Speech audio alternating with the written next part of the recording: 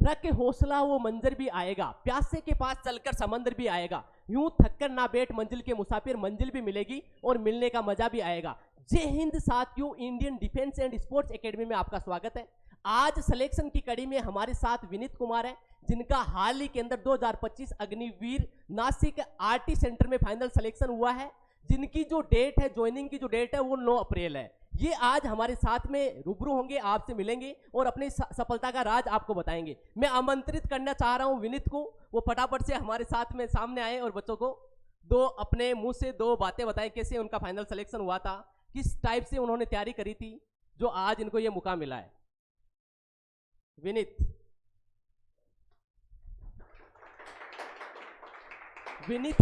विनीत है, इन्होंने हमारी Indian defence and sports academy के अंदर आपकी सबसे पहले तो इनका फिजिकल हुआ था, फिजिकल की तैयारी यहीं से की, फिजिकल के बाद में रिटन एग्जाम की तैयारी करी है, जिनका एग्जाम कब हुआ था आपका रिटन एग्जाम का? इनका 9 मार्च को रिटन एग्जाम हुआ है अभी हाल ही के अंदर। और रिजल्ट कब आया इसका? रिजल्ट 27 मार्च को आया था। 27 मार्च को इनका रिजल्ट आया है। और कितने मार्क्स थे आपके, कितने क्वेश्चन सही हुए थे? मेरे 41 क्वेश्चंस सही थे विदाउट नेगेटिव। इनके 50 क्वेश्चन का जो पेपर था उनमें से 41 क्वेश्चन सही करके आए हैं। तो पेपर किस टाइप का था, क्या लेवल था, किस टाइप से हमें अग्निवीर के जो बच्चे और साथी जो आपके साथ में तैयारी कर रहे हैं उनको कुछ क्या बताना चाह रहे हो, किस टाइप का पैटर्न आता है, कैसे क्वेश्चन आते हैं? 50 जो क्वेश्चन है उसमें जीके का क्या वेटेज रहता है, मैथ्स कैसी आती है, रीजनिंग कैसी आती है, साइंस का क्या रहता है? पेपर में 50 क्वेश्चंस आते हैं, जिसमें आपके 15 जीके के, 15 साइंस के और 15 मैथ्स और 5 रीजनिंग के क्वेश्चंस आते हैं, जिसका लेवल नहीं है, बेसिक है नॉर्मली। अगर आप लोगों का बेसिक भी अगर क्लियर है ना, तो थोड़ा सा और अगर आप लोगों का थोड़ा बेसिक भी क्लियर है ना, तो आप आर्मी का एग्जाम निकाल सकते हो आराम से, इजीली तरीके से। और आपका बेसिक क्लियर है तो ज़्यादा हार्ड पेपर नहीं आता है। और जो आपने तैयारी करी, इसके अंदर जो फिजिकल की तैयारी करी, फिजिकल का आपका कैसा क्या इंप्रूवमेंट हुआ? एकेडमी ने किस टाइप से आपको गाइड किया या तैयारी करवाई, क्या योगदान रहा, आपने किस टाइप से मेहनत करी? मैंने इंडियन डिफेंस स्पोर्ट्स एकेडमी के अंदर मैंने फिजिकल की अपनी तैयारी करी थी, जिसके अंदर मेरे को 6 मंथ्स का टाइम लगा था। तो मैंने यहीं से अपनी महेंद्र जी सर जो कोच है हमारे, उन्होंने फिजिकल की मुझे तैयारी कराई थी और मैंने आर्टरी सेंटर के अंदर अपनी रनिंग पास करी थी। और फिर आपका जो रिटन एग्जाम हुआ था उसके लिए कितना टाइम मिला था हमें? मेरे को रिटर्न एग्ज़ाम के लिए 4 महीने का टाइम मिला था। तो मैं अक्टूबर में मैंने फिजिकल अपना और मेडिकल ऑन ग्राउंड फिट हो गया था। उसके बाद मेरे को 4 महीने का टाइम मिला था।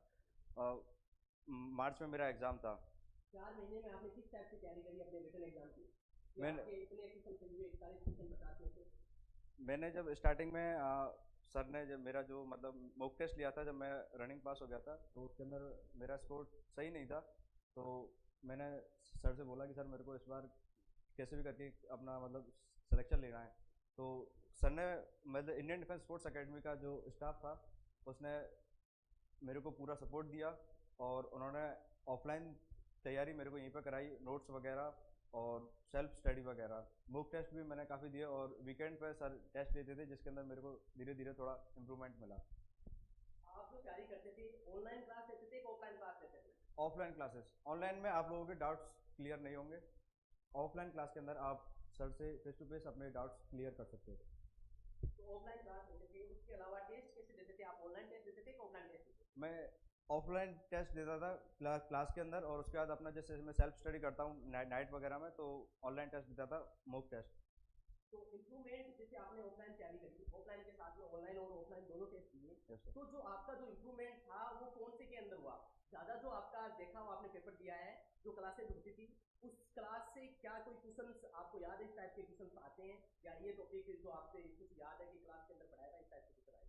मैंने जो ऑफलाइन जो क्लासेस ली, क्लास के अंदर ज़्यादातर क्वेश्चंस उसी में थे, क्योंकि क्लास में जो सर जो बता रहे हैं वो सुनना ज़्यादा ज़रूरी होता है, क्योंकि ज़्यादातर क्वेश्चंस वहीं से आपको मिलते हैं देखने के लिए पेपर के अंदर। बोलते हैं कि अच्छा श्रोता वही, अच्छा वक्ता वही होता है जो अच्छा श्रोता होता है। सुनने से भी कई चीजें क्या होती है, याद होती है। और आप बार बार चाहे ऑनलाइन क्लास लो चाहे ऑफलाइन क्लास लो, अपने पास में बहुत सफिशिएंट टाइम होता है। इन्होंने बताया है कि ऑफलाइन क्लास से क्या इंप्रूवमेंट कर सकते हैं। एक तो क्या टीचर आपसे फेस टू फेस मिलता है तो पता चलती है वैल्यू, वो पूछता, बच्चे का लेवल भी पता रहता है, ये बच्चा इसकी ये समस्या है। रेगुलरिटी बहुत जरूरी होती है। तो आपने 4 महीने तैयारी करी, मैंने भी देखा आप रेगुलर मतलब 4 महीने लगभग जुड़े रही, बीच में 8-10 दिन कोई काम से कोई डॉक्यूमेंट बनाने थे तो बाहर गए थे आप। तो उस टाइम पर जो रेगुलरिटी थी उससे क्या फायदा मिला आपको? रेगुलरिटी से मेरे को ये फ़ायदा रहा कि जैसे जो मेरी स्टडी चल रही है तो मेरे को धीरे धीरे मतलब इम्प्रूवमेंट मिला अपनी स्टडी के अंदर। आप जो भी जिसकी भी तैयारी कर रहे हो, आपको क्या एक रेगुलरिटी होनी बहुत जरूरी है। रेगुलर रहेंगे, रेगुलर आप क्लियर कर रहे हो, बार बार वही क्वेश्चन बार बार क्लास में पूछा जा रहा है, आपको आ रहा है अच्छी बात है, नहीं आ रहा तो सुनने से याद होता है, ये बहुत जरूरी करना है। साथ में चाहे आप ऑनलाइन क्लास ले रहे हो, किसी का भी कोर्स ले रहे हो, तो क्लास अच्छे से लो, कोई दिक्कत नहीं, ऑनलाइन भी क्लासेस लो, लेकिन जब आपकी 3-4 घंटे की ऑफलाइन की क्लास हो रही है, वो आपको उनको प्रायोरिटी देनी चाहिए। उसके अलावा भी 24 घंटे का टाइम होता है, आप आराम से ऑनलाइन की आपकी क्लासेस ले सकते हो, लेकिन जब ये 4 घंटे का टाइम है, इसके बीच में आप वो ले रहे हो, तो दोनों साइड से आप क्या होगा, कट ऑफ हो गई, और उसके अंदर अपन क्या है, रेगुलर नहीं रह पाते। ऑनलाइन की सबसे बड़ी समस्या ये कि जब मन हुआ तब क्लास ले ली, आज रात को 11 बजे पढ़ लिए, कल सुबह 11 बजे पढ़ लिए, कभी जब मन हुआ सोते हुए पढ़ लिए, कभी कैसे पढ़ लिया। तो रेगुलरिटी क्या है, तो क्वेश्चन आ रहे हैं अपने को पता नहीं है, हमने कॉपी भर के नोट्स बना लिए, लेकिन किस टाइप का क्वेश्चन आ रहा है, क्या हो रहा है, तो उस टाइम पर दिक्कत आती है। प्रॉपर कोर्स होने से ही काम नहीं चलेगा, साथ में क्या देना आपको, ऑनलाइन और ऑफलाइन टेस्ट देना है। तो अब आपने जो टेस्ट दिए उनके अंदर अच्छे मार्क्स आए थे, यस सर। और क्या बताना चाहोगे आप? मेरा यही है कि आप लोग मतलब अपनी पढ़ाई पर ध्यान दो और जो बेसिक है उसे क्लियर करो, थोड़ा सा एडवांस, और ऑफलाइन क्लासेस पर जो सर क्लास में बताते हैं उसमें थोड़ा ध्यान दीजिए, और ऑफलाइन क्लासेस बेटर हैं ऑनलाइन के अकॉर्डिंग। अब आपकी जो फाइनल सिलेक्शन हो गया, Yes, sir. आपकी अब आप ड्यूटी कब से है? मैं यहाँ से 9 अप्रैल को निकलूँगा और 11 को रिपोर्टिंग है 6 बजे। 11 को report होगी। ये आपकी पहली भर्ती थी, कौन सी भर्ती थी? ये मेरी सेकंड भर्ती थी। ये इनकी सेकंड भर्ती है। पहली भर्ती में क्या हुआ आपका? मैं मेरिट लिस्ट स्टार्ट हुआ था। ये जो पहली भर्ती थी आर्मी अग्निवीर की, उसके अंदर ये मेरिट लिस्ट आउट है। अभी सेकंड भर्ती है, इसके अंदर इनका फाइनल सिलेक्शन हो गया है। जो भी विद्यार्थी तैयारी कर रहे हैं, उनको जो अपना पर्टिकुलर जो अपने सब्जेक्ट है उनको अच्छे से तैयार करने हैं, और किस हिसाब से अपने को तैयारी करनी है थोड़ा देखना है, ठीक है। अब मैं बुलाना चाहूंगा हमारे मैथ्स के सर अनिल सर, जो इनको साफा पहना के सम्मानित करेंगे। अनिल जी सर, इधर इधर आ जाओ आप साइड।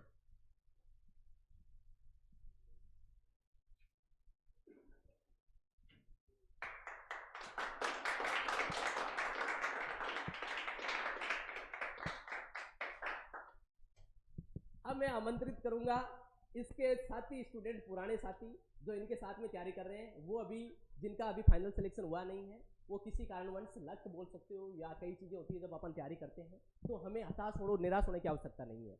एक फेल स्टूडेंट अपने सफल स्टूडेंट से ज़्यादा कुछ समझता है, बताता है अपने को, उनको भी सम्मानित करना हमारे लिए बहुत ज़रूरी है। ये किसी कारणवश 3-4 भर्ती से हर बार आउट हो जाते हैं, किसी में मेन मेरिट में आउट हो जाती है, कभी फिजिकल में आउट हो जाते हैं। अब इनकी जो नेक्स्ट भर्ती है, इसके अंदर हमारी तरफ से इनको एडवांस में बहुत बहुत शुभकामनाएं। अब की बार इनका फाइनल सिलेक्शन हो। साहिल सिंह आएंगे, साहिल सिंह अपने साथी दोस्त का माला पहना के सम्मानित करेंगे।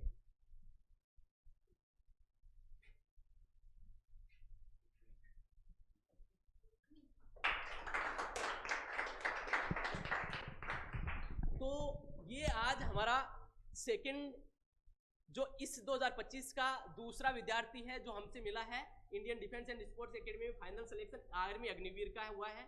बाकी जो स्टूडेंट है तैयारी करना चाहते हैं या जो ऑफलाइन में कर रहे हैं, दिए हुए नंबर पर कॉल कर सकते हो। जय हिंद, जय Bharat, thank you so much.